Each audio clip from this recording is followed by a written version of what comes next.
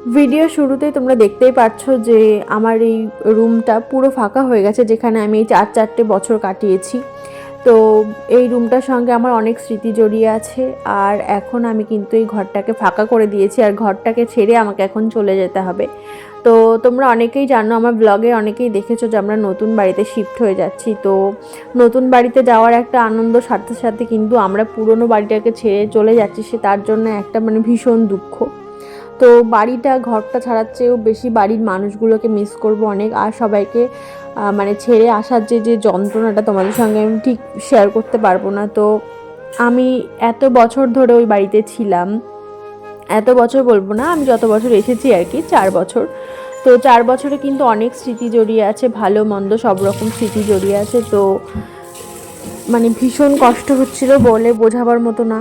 আজ কিন্তু ওই বাড়ি থেকে আসার ঠিক 2 দিন পরের ব্লগটা আমি তোমাদের সঙ্গে শেয়ার করব। সেই 2 দিন আমার ক্যামেরা হাতে নিয়ে ব্লগ করার সেই মন মাইন্ড ছিল না। তো আমি কিন্তু 2 দিন পর থেকে ব্লগটা শেয়ার করছি। আর আমি কিন্তু এখন নতুন বাড়িতে চলে এসেছি, আর নিজের হাতে করে সংসারটা নিজের মতো করে গুছিয়ে নেওয়া। তো আমি এখন রান্নাঘরে সকালবেলা উঠে ঘুম থেকে উঠে পড়েছি, আর ঘুম থেকে উঠেই কিন্তু আমাকে রান্নাঘরে চলে আসতে হয়, যেহেতু আমাদের 3 বেলাতেই রান্না করতে হয়। তাই আর আমার শ্বশুর মশাই সকালবেলায় উঠেই যেহেতু কাজে চলে যেতে হয়, দোকানে। আমাদের যেহেতু দোকান আছে, বাবা 3 বেলায় টাইম মতো, আমি বাবাকে সবসময় টাইম মতো খাবার দেওয়ার চেষ্টা করি। আর এখন আমি রান্না করছিলাম ডাল, সিম দিয়ে মুসুরির ডাল, আর একটুখানি পেঁয়াজ রসুন দিয়ে ফোড়ন দিয়ে একটু মুসুরির ডাল বানিয়েছিলাম। তারপরে ভাবলাম দুটো বেগুন ভাজা করি। আমি সব সময় চেষ্টা করি যে বাবাকে কি করে ভালো রাখবো। অ্যাকচুয়ালি মামুনি তো অসুস্থ, মামুনি হয়তো বাবাকে আমাদের থেকেও বেশি টেক কেয়ার করতে পারতো। তো মামুনি যেহেতু নিজে হাতে করে কিছুই করতে পারে না, সবসময় আমি চেষ্টা করি যে মা যে কাজগুলো করতো সে কাজগুলো যেন আমি করতে পারি, বাবাকে যেন কখনো বুঝতে না দিই যে মামুনি তাকে কতটা আদর যত্ন করে খাবার দাবার আর কি দিত। সেই চেষ্টাগুলোই আমি করি যে বাবাকে কি করে ভালো রাখবো। সকালবেলা আমার কিন্তু 9টার মধ্যে এদিকে রান্নাবান্না কমপ্লিট হয়ে গেছে, আর আমি এখানে রান্নাবান্না কমপ্লিট করে আমি এখন যাব একটু রানাঘাটে। আমাকে তো ডেলি বেরোতে হয় রানাঘাট, বাবুকে নিয়ে যেতে হয়। আর এই দেখতে পাচ্ছ ভাই, ও কিন্তু আমার সঙ্গে সারাদিন আড্ডা মারতেই থাকে। এটা হচ্ছে আমার কাকা শ্বশুরের ছেলে। তো ও কিন্তু আমাদের বাড়িতে বেড়াতে এসেছে। আর এদিকে কিন্তু আমার বেগুন ভাজাটা একদম অলমোস্ট ডান, রান্নাবান্না পুরো শেষ হয়ে গেল। এখন আমি যাব বাবুকে দেখতে যে ঘুম থেকে উঠলো নাকি। আর এসে দেখি আমার বাবু এদিকে উঠে গেছে ঘুম থেকে। আর বাবু যেহেতু একা একা শুয়েছিল, সে কারণে আমি ভাইকে এখানে বসিয়ে রেখে গেছিলাম যে বাবু উঠলে আমাকে ডাক দিবি। তো বাবু উঠে গেছে, আমার রান্নাও কমপ্লিট হয়ে গেছে, আমার এদিকে চাপ একদম নেই। আর বাবুকে আমি একটু ফ্রেশ করিয়ে দেবো। ফ্রেশ করানোর পরে তারপর আমি বাবুকে খাইয়ে রেডি হয়ে ঝটপট বেরোতে হবে। Back to my channel Tina daily blog. আজকে থেকে ব্লগটা স্টার্ট করছি অনেক দিন বাদে। নিজেকে একদম তৈরি করে নিয়েছি যে ব্লগটা আমাকে দিতেই হবে। তো যাই হোক, এই বাড়িতে আসার পরে আর ব্লগ দেওয়া হয়নি তোমাদের সঙ্গে। তো ভাবছি আজকে সারাদিন কি করি, আর তোমাদের সঙ্গে অনেক কথা শেয়ার করব। আর গেম খেলতেই থাকে, ফ্রি ফায়ার, সারাক্ষণ গেম খেলবে।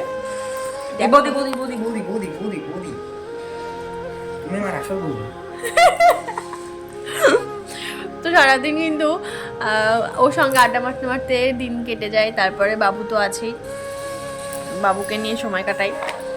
এ বাড়িতে এসে অনেকটা বোরিং লাগছিল, বাট এখন আর লাগছে না। তুই কিছু বলতে চাস আমার ব্লগে? তুই কিছু বলতে চাস আমার ব্লগে? বল। কিসের লজ্জা? ওর নাকি লজ্জা করে।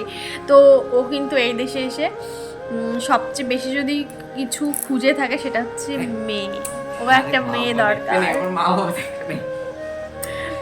সবাই দেখুক, তুই তো এটাই চাস। আরে মা বাবা দেখ তো বয়স কত বলতো? 15 বছর। ওর যদি 15 বছরে কেউ থেকে থাকো আর ওকে যদি পছন্দ করে থাকো, প্লিজ আমাকে একটু জানিও। এখন বাজে বেলা 11টা, এখন আমরা খেতে পারিনি। আর সবে ওর দাদা আসলো দোকান থেকে, আর এখন আমরা খাওয়া দাওয়া করবো। সকালের ব্রেকফাস্ট এখন 11টার সময় করবো। চলো টাটা। তারপর দেখি আমার ফোনে একটুও চার্জ নেই, তাই একটু ফোনে চার্জে বসিয়ে দিয়ে বাবুকে ফ্রেশ করিয়েছিলাম। তাই ব্রাশটাকে এখন আবার খাপের মধ্যে মানে ঠিকঠাকভাবে বন্ধ করে রেখে দেবো। যেহেতু বাচ্চাদের সে কারণে একটু সেন্সিটিভভাবে রাখাই ভালো। তো বাবুর ওটা ব্রাশ, ও এখনও ব্রাশ সেভাবে ব্রাশ করতে পারে না, যার কারণে আমি ওই সিস্টেমে ব্রাশ কিনেছি যাতে আমি আঙুলটা দিয়ে সুন্দর করে মানে মুখের ভেতরটা পরিষ্কার করে দিতে পারি। মাঝে মাঝে তো আমার আঙুলের মধ্যে কামড়ই দিয়ে দেয়, মানে ছেলে এত দুষ্টু। তারপরে কিন্তু আমি জামা কাপড়গুলো এখানে ওয়াশিং মেশিনে দিয়ে আমার আরও বাদবাকি কাজগুলো আছে সেগুলো সারতে হবে। আর ওদিকে বলেছিলাম রানাঘাটে যাব, তো সে কারণে কিন্তু আমি এই জামা কাপড়গুলো অনেকটা সকালেই দিয়ে দিয়েছিলাম, তোমাদের সঙ্গে একটু পরে শেয়ার করছি। তো আমি কিন্তু ওয়াশিং মেশিন আগে কাচতাম না, আমি নিজে হাতেই কাচতাম। তো যেহেতু এই বাড়িতে এসে পুরো নিজের হাতেই সবটা সামলাতে হয়, যার কারণে কিন্তু আমাকে ওয়াশিং মেশিনটা ইউজ করতে হয়। আর আমি এটাতে দিয়ে আমি অনেকগুলো কাজ সেরে নিতে পারি, যার কারণে আমার এটাতে সুবিধা হয়। তো চলো, এখানে আমি কিন্তু ওয়াশিং মেশিনে জামা কাপড়টা দিয়ে বাবুকে স্নান করাবো, তারপরে রানাঘাট যাবো বলেছিলাম। তো রানাঘাটে এই যে এখন যাচ্ছি, মনোরমা থেকে ফিরছি বাড়িতে। তো বাবুর ফিজিওথেরাপি হয়ে ওর সঙ্গে গল্প করতে করতে বাড়ি চলে এসেছিলাম। আর বাড়িতে তার আগে আমি বোনকে ফোন করে বলে রেখেছিলাম যে বাবুর জন্য একটু গরম জল বসিয়ে রাখ, আমি বাড়ি এসে স্নান করাবো। তো বাবুকে এখানে স্নান করিয়ে কিন্তু খাইয়ে দাইয়ে ঘুম পাড়িয়ে আমার আবার দুপুরে রান্না করতে, কিন্তু দুপুরের রান্নাটা কিন্তু আমার 2টোর মধ্যে কমপ্লিট হয়ে যায়, যার কারণে কিন্তু আমার তাড়াতাড়ি করে সব কিছু ঝটপট, এই বেলাটা আমাকে ঝটপট কাজ করতে হবে, আমাকে একটু বসলেও সময় নষ্ট করলে চলবে না। তো আমাকে কিন্তু হেল্প করে বোন, প্রচুর হেল্প করে, বাবুকে সামলায়। যেহেতু মানে আমি একা হাতে অনেকটা সামলে উঠতে পারি না। আমাদের বাড়িতে 3 বেলা রান্না, আবার 3 বেলা পুজো, যেহেতু আমাদের বাড়ির ছোট্ট একটা গপু আছে, তাকেও একটু যত্ন নিতে হয়। তো এদিকে আমি কিন্তু বিছানার পুরো এলোমেলো ভাব, তাই ওর মাম্মামকে আর বাবুকে বসিয়ে দিয়ে আমি এখানে বিছানাটা সুন্দর করে গুছিয়ে নিলাম। তারপরে কিন্তু ওর মাম্মাম ওকে ঘুম পাড়িয়ে দেবে, আর আমি এখানে রান্নাঘরে চলে যাব তাড়াতাড়ি করে। একদিন আমাদের নতুন বাড়িতে সবটা তোমাদের সঙ্গে শেয়ার করব, যে কোনটা কীভাবে সাজিয়েছি। তো আমার রুমটাও একদিন তোমাদের সঙ্গে ঠিকঠাকভাবে শেয়ার করব। তো আগের দিন একটা বিয়েবাড়ি ছিল, যার কারণে কিন্তু ঘরের এই অবস্থা। সামনেও আরেকটা বিয়েবাড়ি আছে, যার কারণে একটা নতুন শাড়ি কিনে নিয়ে এসেছি। তো বরের বন্ধুর বিয়ে, যার কারণে কিন্তু শাড়িটা কিনে রেখেছি বিয়েতে পরবো বলে। তো যাই হোক, এখানে কিন্তু দুপুরের রান্নাটাও বসিয়ে নিয়েছি। আর আমার বর নিয়ে এসেছিলো পেয়ারা মাখা। তো আমার একটু জ্বর, একটু ঠান্ডা লেগেছিলো, মানে এই বাড়িতে আসার পরে আমার জলটা একদমই শ্যুট করছে না, যার কারণে কিন্তু আমার ঠান্ডা লেগেই আছে। আর মুখে একদমই স্বাদ নেই, যার কারণে আমি আমার বরকে বলেছিলাম একটু কদবেল নিয়ে আসতে। মানে স্টেশনের পাশেই তো যেহেতু বাড়িটা আমাদের, তো স্টেশনে কিন্তু কদবেল মাখা, এরকম পেয়ারা মাখা পাওয়া যায়। তো আমার কিন্তু হেব্বি লাগে খেতে, দারুণ লাগে। কার কার ভালো লাগে অবশ্যই জানিও আমাকে। তো কদবেলও পেয়েছিল না, যার কারণে কিন্তু এটা নিয়ে চলে এসেছিলো পেয়ারা মাখা, আমাকে খাইয়ে দিচ্ছিলো। হেব্বি টেস্টি ছিল, কিন্তু ভয়ও করছিল, কারণ আমার খুব গ্যাসের প্রবলেম। তো এই যে সর্ষে কাসুন্দি দিয়ে মাখানো, সেটাতে খেতে ভয় লাগে।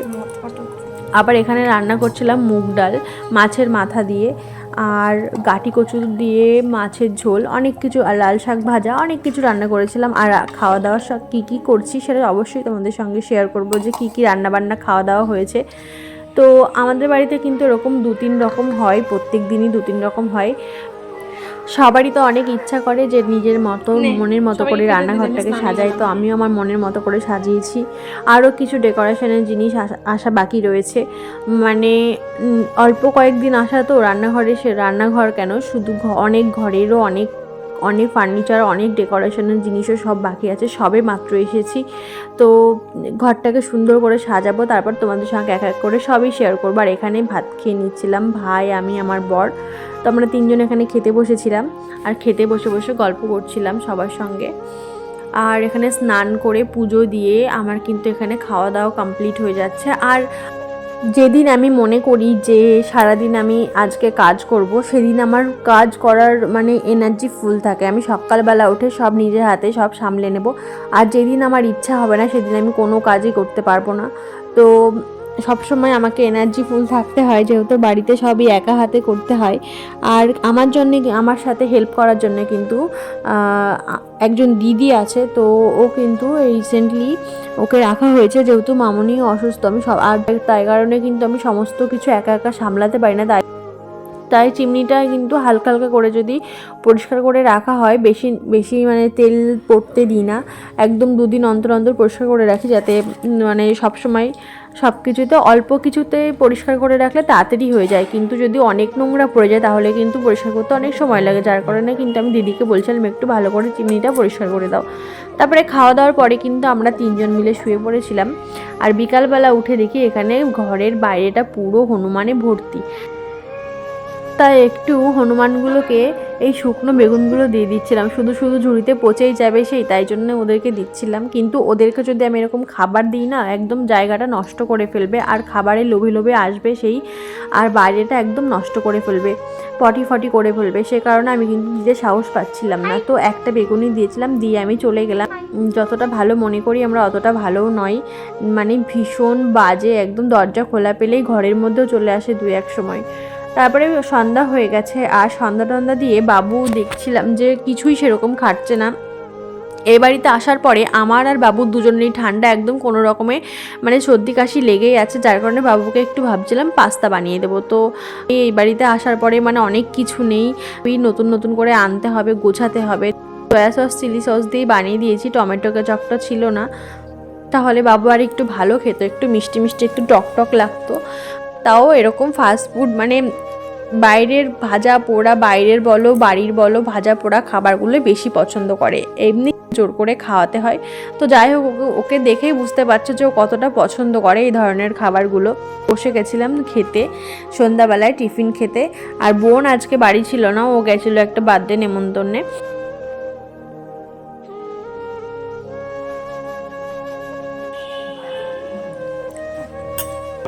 অল্প একটু খেয়ে বলছে ওর পেট ভরে গেছে, আর খাবে না। দেখি তো কেমন হয়েছে। এ দেখ আমি খাচ্ছি বাবা। বাবা সন্ধ্যাবেলা ভাবলাম একটু পাস্তা বানাবো, তো কি যেন একটা মিসিংটাই হচ্ছে টমেটো কেচাপ নেই, টমেটো কেচাপ সসটা নেই। তো তাও বানালাম, ইচ্ছা হলো তাই ছেলের জন্য, ওটা থাকলে আরো বেশি ভালো হতো।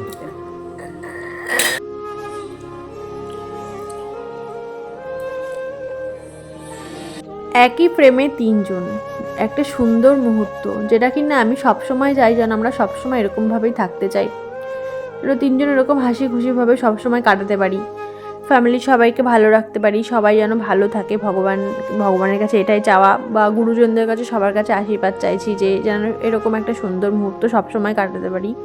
কপালটা অতটাও ভালো নয়, যাই হোক অনেক কিছু শেয়ার করার আছে, তবে অনেক কিছু শেয়ার করার থাকলেই বা শেয়ার করা যায় না, বা অনেক কিছু বুঝেও বলা যায় না। যাই হোক, এখন কিন্তু রাতের ডিনার করতে বসে পড়েছি। আর রাতের ডিনারটা কিন্তু আজকে বাড়ির খাবার নয়, এটা হচ্ছে আমার বাবার বাড়িতে নেমন্ত্রণ ছিল।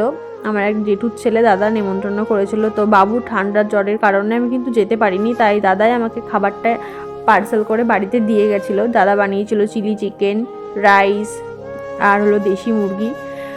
তো দাদা মানে নিজের জেঠু হয় সম্পর্কে, কিন্তু নিজের দাদাও হয়তো এরকম ভালোবাসে না ও যতটা আমাকে মানে ভালোবাসে। সত্যি বলতে আমি যেতে পারিনি বলে ও খাবার বাড়িতে এসে দিয়ে গেছে, শুধু এই কারণটা বলে নয়, আরও অনেক অনেক বিষয় আছে যে নিজের দাদারাও এরকম হয়তো করে না। তো যাই হোক, দাদাকে তো সবসময় ভালো, দাদা কিন্তু নিজের হাতে রান্না করে পাঠিয়েছে, তার জন্য আর সবচেয়ে আর খুব টেস্টিও হয়েছিল খাবারটা। দাদাকেও একদিন আমার বাড়িতে ইনভাইট করে দাদা আর ভাইকে বলবো, তো সেদিন তোমাদের সঙ্গে শেয়ার করবো। আর এখানে কিন্তু রাত্রে বাবুকে ওষুধ দিচ্ছিল ওর বাবা, আর আমাদের খাওয়া দাওয়া একদম কমপ্লিট। তো পরের নেক্সট ব্লগে কিন্তু তোমাদের সঙ্গে অনেক কিছু শেয়ার করব। আর আজকের ব্লগটা তোমাদের কেমন লাগলো সেটা অবশ্যই জানিও। তো আজকের ব্লগটা কিন্তু এই পর্যন্ত শেষ করছি, পরে আবার তোমাদের সঙ্গে দেখা হচ্ছে, টাটা।